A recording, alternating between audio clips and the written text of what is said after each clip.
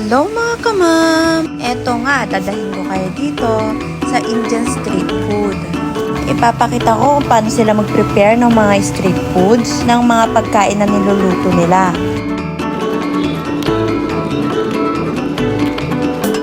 Siyempre, culture na ng India to na for the kamay-kamay sila. Except dun sa mga ibang lugar na talagang may gloves, dito is normal na sa kanila yung kamayan portion.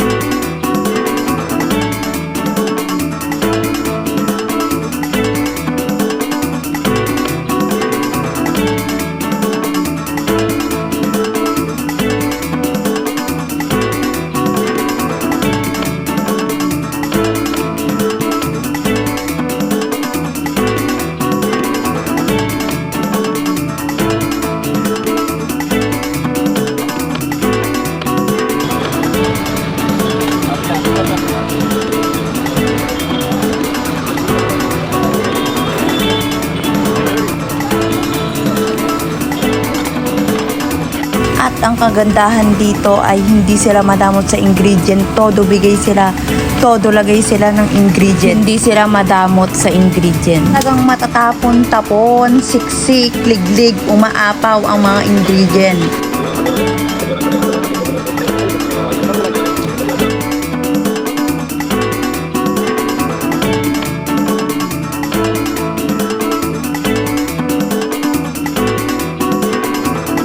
Siyempre, for the kamay-kamay na naman ang uncle nyo. Ganun talaga, normal na talaga sa kanila to. Kaya ikaw, kung malakas ang sikmura mo, pwede ka dito. Pero kung maarte ang sikmura mo, hindi ka pwede dito.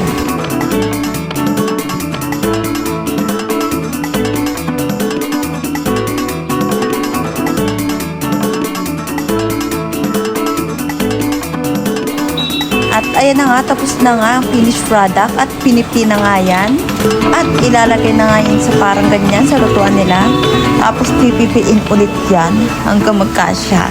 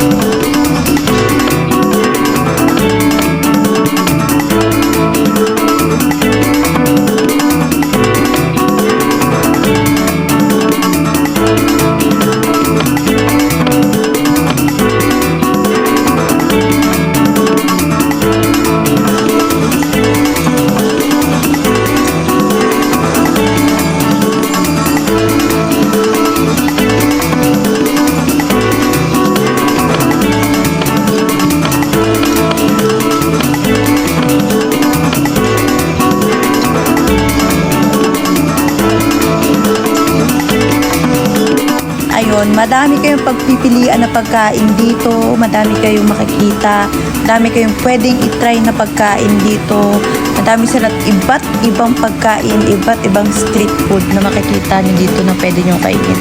Hindi sila madamot sa ingredient, kita nyo naman, di ba? Napakadami mga meats and mga itlog talaga.